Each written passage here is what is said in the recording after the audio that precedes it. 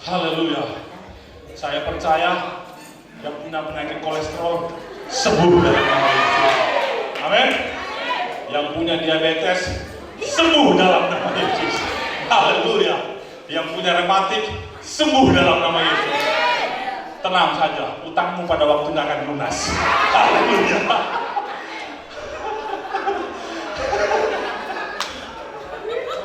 Bapak Ibu, tahu nggak nanti kerjaan kita di surga itu ngapain?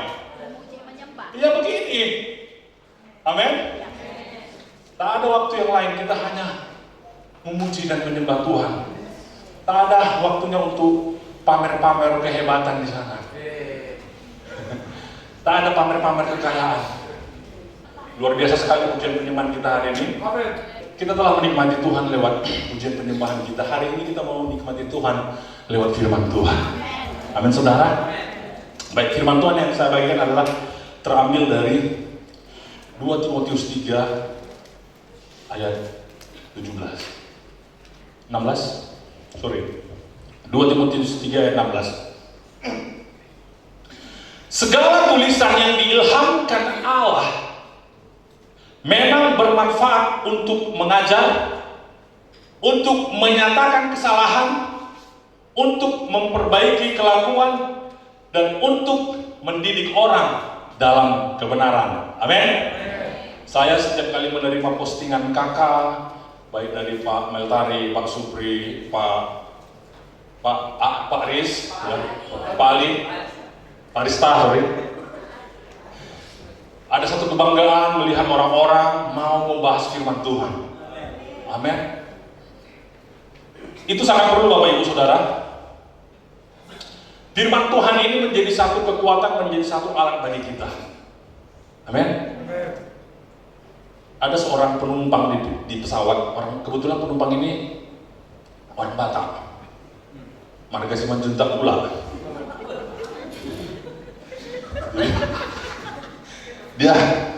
Dia naik pesawat dari Jakarta mau ke Medan. Tiba-tiba waktu dia keluar dari toilet, berpapasan dia dengan pilotnya. Ini bukan lagi waktu terbang ya, belum terbang. Jadi ketika berpapasan, pilot ini marga Tambabla, sama orang Batak. Cerita-cerita orang itu Bapak Ibu. Nah yang ini pendeta marga Simanjuntak ini tadi, wah buka cerita dia, wah sudah berapa lama Bapak jadi pilot? Kata gitu kan. Ceritalah dia. Lalu pilot ini bilang, oh saya sudah 34 tahun. Wah luar biasa ya. Bisa nggak Bapak mengundurkan pesawat ini? Kata gitu kan. Kalau waktu lagi terbang, kata gitu kan. Udah 34 tahun dikasih pertanyaan, bisa nggak Bapak mengundurkan pesawat ini waktu lagi terbang gitu kan. Kesal lah pilot ini. Kesal marga Tamba ini kan. Dibukanya topinya pas botak ya kan.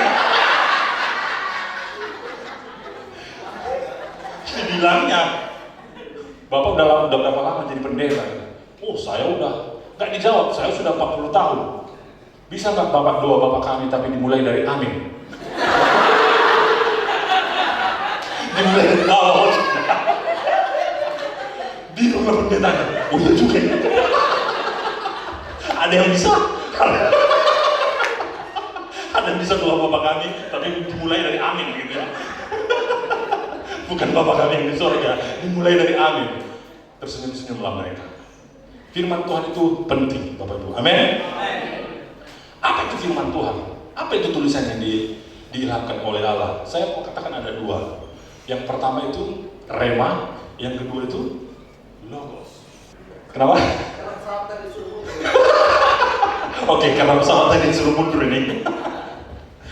Rema itu adalah perkataan atau firman yang keluar langsung dari mulut Tuhan. Itulah rema. Kalau ada Bapak Ibu punya Alkitab yang tulisannya kayak Yesus berkata, itu biasanya ditulis warna merah.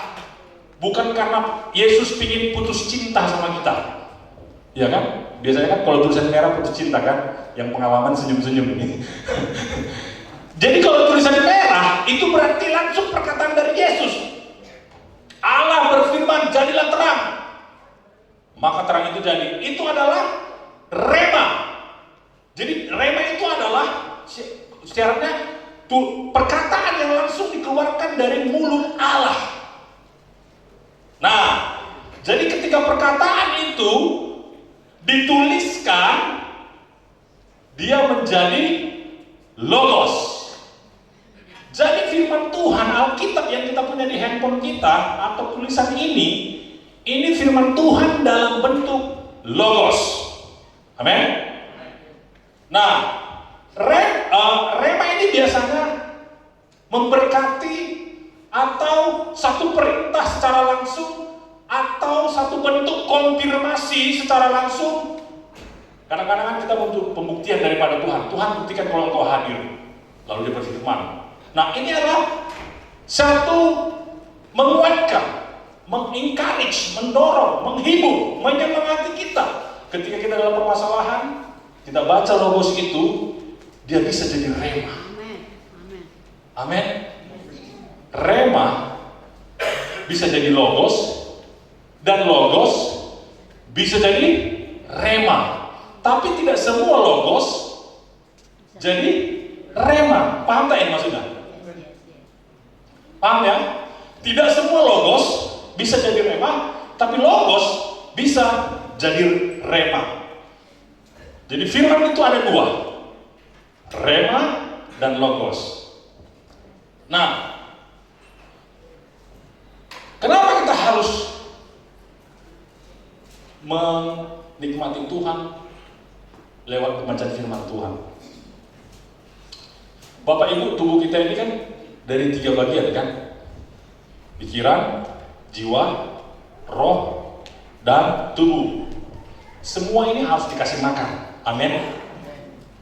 Percaya nggak bahwa di dalam kehidupan kita ini ada 2 makhluk yang harus kita kasih makan?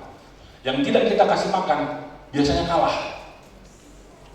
Ya, tapi yang kita kasih makan biasanya menang. Jadi pikiran kita ini harus kita penuhi. Tadi malam saya nonton film horor. Ini film kedua dalam kehidupan saya, sangat mempengaruhi pikiran saya. Yang dulu pertama kami dulu menikah, judulnya itu Silent Hill. Ada yang tahu? Kami nonton berdua sama istri. Setelah kami nonton gak bisa tidur. Jalan-jalan lagi Tama. Jalan-jalan lah kami. Waktu kami masih tinggal di Lotus. Kebayang terus film itu. Malam ini pun saya gak bisa tidur. Nanti kalian cek itu filmnya Evil Dead Rise. Kekuatan kematian yang bangkit. Jadi waktu saya tonton itu kan ada adegan-adegan kayak di mobil. Jadi waktu saya pulang, wah, saya masuk mobil, Bapak Ibu itu seorang pendeta loh. Kulihat lah kanan kiri, ada nggak? Kacau. Jangan tonton beliau itu, ngeri. Jangan ditonton. Nah, berarti ada yang harus kita kasih makan. Kalau jiwa kita, pikiran kita kasih makan begini, tindakan perilaku kita juga berubah. Amin. Untuk rame yang nonton. Semua ada yang mencerir, awas juga pintunya, awas. Datang dari belakang, ribut kali Bu, kata. Pokoknya nonton itu suasananya macam rumah Bapak Ibu. Awas datang dia, kata. Shh, kita dari belakang.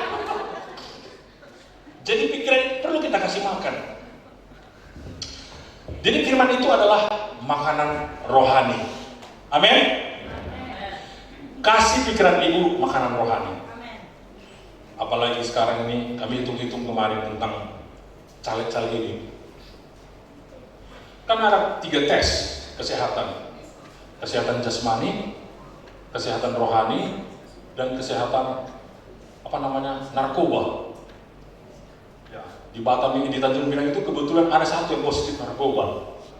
Nah, jadi tes kesehatan jasmani itulah darah kita dicek, tinggi kita dicek, darah kita dicek. Lalu kesehatan rohani itu penyakit jiwa, Bapak Ibu. Kawan ini gila nggak gitu kan? Jadi tes dia. Kami hitung-hitung lah, wah ini dokter jiwa panen ini.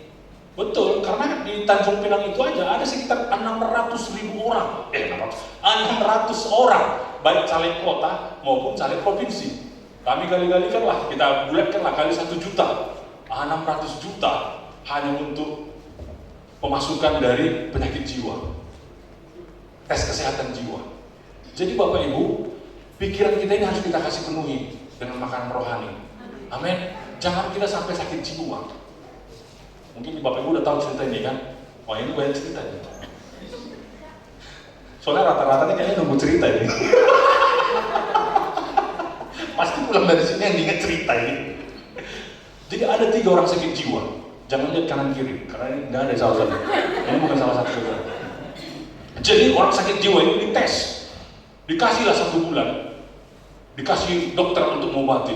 Siapa nanti sembuh dalam 1 bulan bisa pulang. Orang sakit jiwa yang pertama setelah 1 bulan dites lah, mana matamu? Ah, masih gila kau, masuk. Ini nggak ada marga, jangan takut. Orang sakit jiwa yang kedua, kamu sini.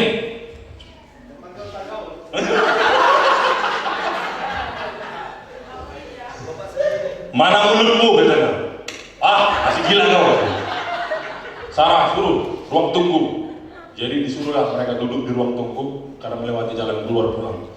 Datang orang sakit jiwa yang terakhir. Tahu? Mata, kata dia. Oh, sehat dia. Tapi kayaknya kebetulan aja nih. Kata dokter. Diceknya lagi. Hidung. Betul. Ah, kalau cek yang ketiga kali kalau masih betul berarti udah sehat ini. Mulut, katanya. Oke. Kalau udah sehat, pulanglah kau, katanya. Pulang dia, dan ada barangnya, dilewatin yang 2 orang yang tadi. Dibilang orang yang gue ini, kamu kok bisa lulus, kok bisa sehat kau? Tahu apa katanya? Makanya pakai otak.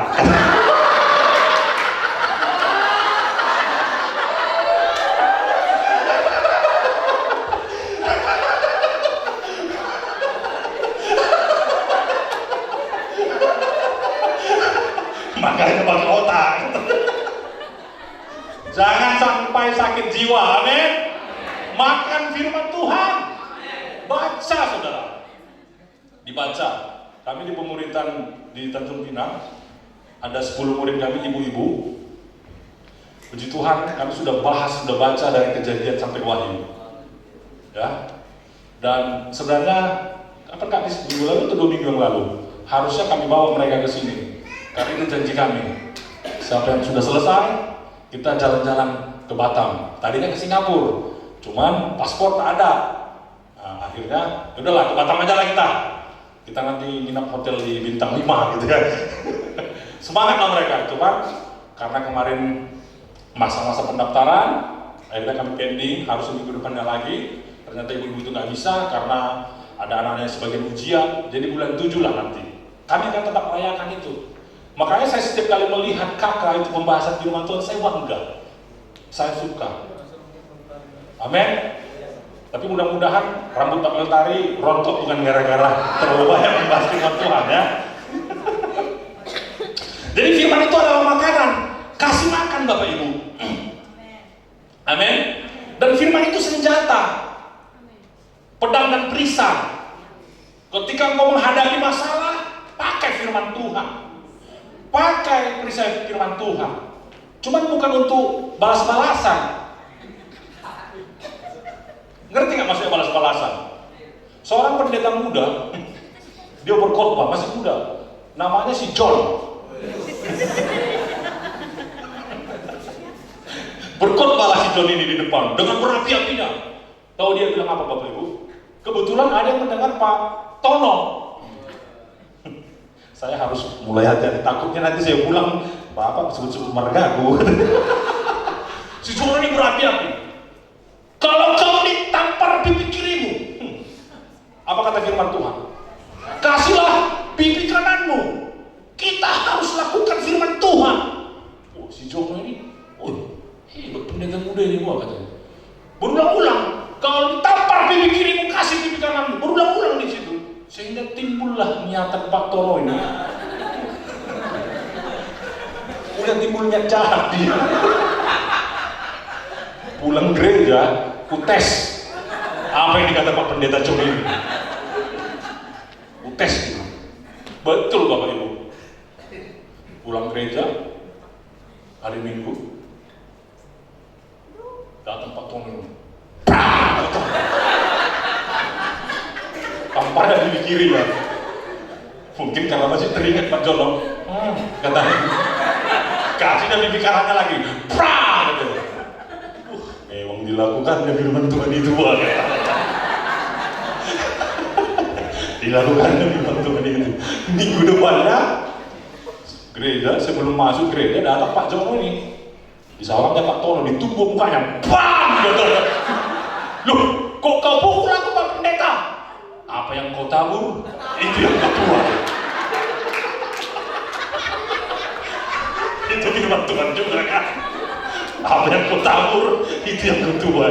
Aduh maaf, tak jadi gereja kawan itu. Jadi firman itu senjata, tapi bukan senjata main-mainan gitu ya, bukan untuk membalas-balas, membenarkan tindakan kita. Ingat, 4 fokus kita. Segala tulisan yang diilhamkan Allah memang bermanfaat untuk mengajar, untuk menyatakan kesalahan, untuk memperbaiki kelakuan, dan untuk mendidik orang dalam kebenaran. Amin. Apalagi firman Tuhan itu? Rema logos, senjata. Firman itu makanan rohani. Dan firman itu adalah Tuhan itu sendiri. Tahu kan? Yohanes pasal 1 kan? Coba kita buka Yohanes pasal 1.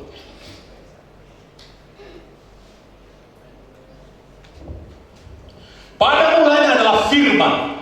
Firman itu bersama-sama dengan Allah, dan firman itu adalah Allah. Amin. Jadi kalau saudara ingin menikmati Tuhan, nikmati firman-Nya. Amin. Yang belum ikut kakak, silakan langsung ikut. Sekarang pendaftaran mahal, Pak. Karena firman itu adalah Allah. Amin. Kalau Bapak Ibu ingin menikmati Allah, nikmati firman-Nya. Dan dikatakan ayat 12, di ayat 12 atau ayat 14, bahwa firman itu telah menjadi manusia. Jadi ketika kita baca firman ini, saudara, Bapak Ibu, ini kita menikmati Tuhan, menikmati Yesus itu sendiri. Itulah firman. Amin. Kapan? Setiap waktu. Setiap waktu. Nah, sekarang kita masuk dalam penerapan. Bagaimana kita menerapkan dalam kehidupan kita? Jadi kita mendengar firman Tuhan jangan hanya membaca, tapi memang ya harus kita lakukan. Amin. Saya akan terangkan dalam beberapa ayat firman Tuhan yang memang saya hidupi dan saya alami secara pribadi. Kembali tadi kepada 2 Timotius 3:16. Yang pertama, firman itu mengajar. Tahu nggak Bapak Ibu, Amsal 17 ayat 22 dikatakan, hati yang gembira adalah obat yang manjur, tetapi semangat yang patah mengeringkan tulang. Ini kan kalau kita simak, kayak mana hubungannya? Bagaimana hati yang gembira itu adalah obat yang manjur? Betul tak? Pernah. Jadi ketika kita membaca firman Tuhan, Bapak Ibu perlu juga kritis, tapi perlu juga mengikuti aliran Roh Kudus. Amin. Nah, saya secara pribadi saya belum temukan kemarin hati yang gembira adalah obat yang manjur. Dari mana ceritanya nih? Nah, ini firman Tuhan mengajar. Dan Amsal itu adalah ditulis oleh Raja Salomo, raja yang paling berhikmat di dunia. Betul? Salah satu hikmat yang ditunjukkannya adalah ketika dia memutuskan ini bagi siapa. Ya kan? Jadi Salomo ini adalah orang yang sangat berhikmat. Dan saya percaya ini bukan hanya kata-kata yang ditemukannya di pinggir jalan lalu ditulisnya, enggak. Saya percaya ini dihilangkan oleh Allah. Bahwa hati yang gembira itu adalah obat yang manjur. Kami melakukan beberapa diskusi dan ini mungkin Bapak Ibu sudah tahu. Dari mana ceritanya hati yang gembira adalah obat yang manjur? Hati yang gembira ini kan berarti senyum ya, ceria kayak kita tadi, ya kan? Nyanyi-nyanyi, remati hilang, ya kolesterol hilang. Itu Bapak Ibu. Tahu nggak Bapak Ibu bahwa tubuh kita ini 80% air? Tahu? Baik itu yang air yang kita minum, darah kita 80% air. Seorang profesor dokter Jepang melakukan penelitian begini. Dia tentang keairan. Diambilnya baskom. Dibuatnya mikroskopnya, dipandangnya ada molekul-molekul air ini. Air ini bisa diajak komunikasi. Memang betul kan ada gelombang di sana kan? Bagaimana seorang pawang berbicara kepada ikan lumba-lumba? Pakai gelombang air. Bagaimana seorang pawang berbicara kepada buaya? Pakai gelombang air. Kadang-kadang diginikan kan? Gelombang air itu kan? Tapi jangan coba-coba. Kalau saudara bukan pawang dan saudara nggak tahu gelombang, ketika saudara gini kan buaya datang, walang kawan. Nah, jadi intinya apa? Bahwa air ini bisa bereaksi, ada gelombang, oke? Lalu diambil satu wadah, dipasangnya musik metal, gitu kan, underground, gitu kan, dipandang dalam molekul-molekul air, jelek saudara, jelek dan menyeramkan, tidak hanya menyeramkan, menakutkan gelombang air itu. Iya juga ya, dipandangnya gitu kan, lalu perkataan-perkataan negatif, aku nggak berhasil lagi nih, molekul air itu berubah. Jadi ketika dia ngomong kepada air yang dibaskom dengan kata-kata yang negatif, misalnya kau jelek lah, kau tak terpakai lah, kau tak berharga lah, pokoknya kau inilah segala macam, molekulnya jelek. Jadilah baskom lagi, isinya air, pandangnya lagi gini, pasangnya musik Beethoven, cantik partikelnya. Tahu nggak bapak ibu yang, bukan bapak ibu, ibu-ibu yang hamil, bapak pula hamil pula kan. Kalau saudara pergi ke dokter anak, waktu saudara mengandung, dokter itu akan sarankan dengarkan lagu-lagu klasik. Kenapa? Anak itu akan bereaksi. Jadi dipasang lagu-lagu itu, bereaksi dia. Diberikan kata-kata positif, bagus dia. Kayak senang partikel molekul-molekul air itu. Disitulah dia berkesimpulan, hati yang gembira adalah obat yang manjur. Amin. Kenapa? 80% tubuh kita ini air, Bapak Ibu. Itu makanya orang yang memiliki masalah, yang menikmati masalah, yang menikmati masalah. Macam mana cara menikmati masalahnya? Masalahku banyak, nggak akan bisa kulewati ini. Kau tidak mengerti perasaan hatiku. Itu molekul-molekul air itu menyeratkan. Makanya banyak orang yang memiliki masalah stroke, iya kan? Serangan jantung, tiba-tiba karena terlalu dipikirin. Makanya Bapak Ibu, hati yang gembira itu adalah obat yang manjur. Karena itu bersukacita. Coba senyum kanan kiri, senyum yang terbaik. Bilang bersukacita. Orang yang sering ketawa pasti sehat.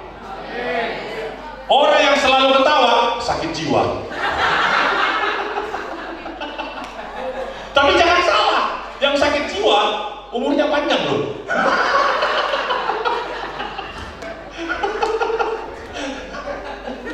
Oke, apa yang mau saya katakan di sini adalah segala tulisan yang dirangkum mengajar. Ini kami ajarkan ini di penguritan kami. Hati yang gembira adalah obat. Amin Bapak Ibu. Dan tidak hanya obat Bapak Ibu. Dunia menerapkan ini. Kantor-kantor menerapkan ini. Saudara ke bank. Kalau saudara ke bank dan penerima tamunya nggak senyum, apa yang terjadi? Saudara malas masuk ke bank itu kan? Tapi senyumnya jangan dibuat-buat. Harus alami, harus natural. Ada banyak alasan kita tersenyum karena Tuhan. Amin. Satu hari saya isi bensin ini, dan saya di urutan ada nomor 10 mobil saya. Dan di tempat pom bensin ini biasanya nggak ada security, nggak ada penjagaan satpam. Hari itu ada. Jadi setiap ada mobil, senyumnya. Tapi dalam hatiku, ini kayaknya dibuat-buat ini senyumnya. Lewatlah mobil yang pertama, langsung berubah lagi dia. Kawan saya satpam ini, kawan baik, dan dia kenal saya. Masuklah giliran saya, saya pripet, tapi nggak ditengoknya saya, hanya mobil aja. Saya udah gini kendaraan, cuma belum buka kaca kan, dia nggak dengar. Keluarlah saya dari pintu, keluar saya dari pintu, dilihatnya, beda senyum, cuy. Dalam hatiku, berarti senyum kau nggak natural. Jangan senyum ini dibuat-buat, karena Tuhan. Amin. Ada banyak kegunaan dari bersukacita, hati yang gembira. Segala tulisan yang dilihat adalah memang bermanfaat untuk mengajar, ya, mengajar hidup kita, menyatakan kesalahan. Yeremia 17 ayat 7, ayat 5. Yeremia 17 ayat 5. Beginilah firman Tuhan, terkutuklah orang yang mengandalkan manusia, yang mengandalkan kekuatannya sendiri dan yang hatinya menjauh daripada Tuhan. Ini terjadi, ini kesaksian, ini penerapan, aplikasi. Ini terjadi kepada saya ketika istri saya menabrak orang yang mamanya sama burunya, yang burunya ini kebetulan pula lagi hamil. Udah tahu kan Bapak Ibu kan? Kesalahannya apa? Istri saya mau pasang lagu sambil pegang handphone. Di rumah kami tidak saling menyalahkan, tapi firman Tuhan berbicara kepada kita. Istri saya bilang, aku salah Pak, kenapa aku main handphone? Kalau orang yang tidak mengerti firman Tuhan, kalau orang yang tidak dipenuhi dengan Tuhan, kalau orang yang tidak menikmati Tuhan, biasanya orang-orang akan selalu mencari alasan demi alasan. Tapi kalau orang yang menikmati Tuhan, kadang-kadang benar pun dia kerjakan, dia pasti ngaku salah. Amin. Saya harap ini menjadi barometer kita. Yang tak mau ngaku salah, gak perlu nikmati Tuhan. Yang selalu merasa benar, belum membaca firman Tuhan ini. Amin. Menyatakan kesalahan.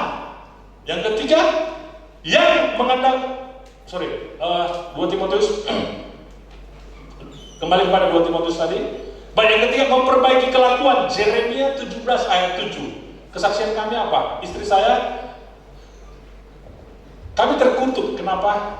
Kami telepon polisi, kami telepon kawan-kawan yang di asuransi, kami telepon semuanya, satu pun tak ada yang bisa membantu kami. Membantu dalam hal apa? Dalam hal pembiayaan.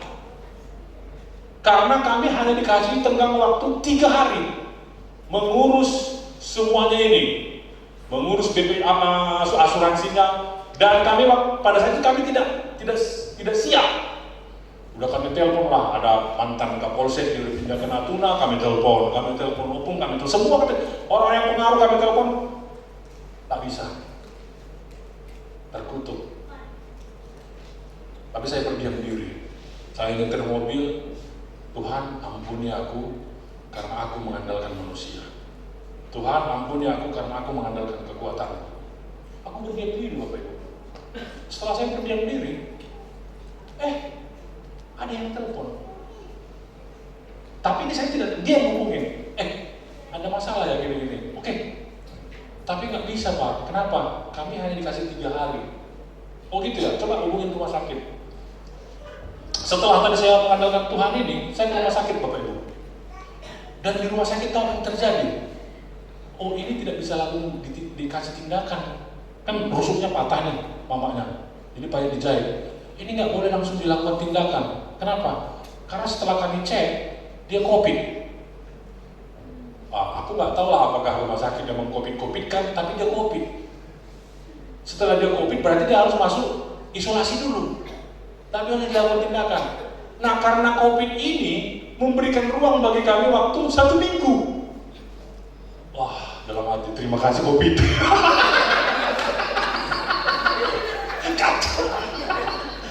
Sama. Jadi ada waktu kami 1 minggu, bisalah kami urus ini Bapak Ibu. Orang yang mengandalkan manusia terkutuk, tapi orang yang mengandalkan Tuhan diberkati. Kita biasanya kan level kita menyelesaikan masalah. Tapi lewat permasalahan itu level saya naik Bapak Ibu. Apa? Setiap permasalahan level saya tidak hanya menyelesaikan masalah. Bagaimana masalah ini menghasilkan berkat. Amin. Konflik management. Di manage masalah itu. Bagaimana memberkati saudara. Dan apa yang terjadi? Beberapa hari kemudian, seminggu, 2 minggu, kita masih berhubungan dengan yang kita tabrak. Istrinya melahirkan. Saya mencoba untuk selalu tenang setiap harinya. Saya bilang, Bang, gimana kabar istri? Harus diurut 2 kali kakinya gitu kan. Oh ya, sudah melahirkan Bang. Gimana Bang kondisinya? Sehat Bang. Oh, lega saya. Tapi bapaknya bilang, kau bilang sehat, di inkubator gitu. Jadi anaknya itu lahir sebelum waktunya. Jadi harus dikasih bantuan. Wah, makin lagi tak bisa tidur. Tak bisa tidur, Tuhan apain segala macam. Tuhan tenangkan saya lewat anak saya Jeremia. Waktu saya tidur dengan Jeremia, Jenny diginikan ke tangannya, ke tangan saya pegang. Langsung Tuhan kasih, rubah wajah Jeremia ini sebagai bayi itu. Dan Tuhan bilang, semuanya baik-baik. Wah, ketika saya alami itu Bapak Ibu, itu yang membuat saya tidur. Amin. Andalkan Tuhan. Penting mengandalkan Tuhan. Kita punya koneksi, kita punya kawan, tapi kita punya koneksi yang lebih hebat. Tuhan Yesus. Namanya. Amin. Mendidik orang dalam kebenaran.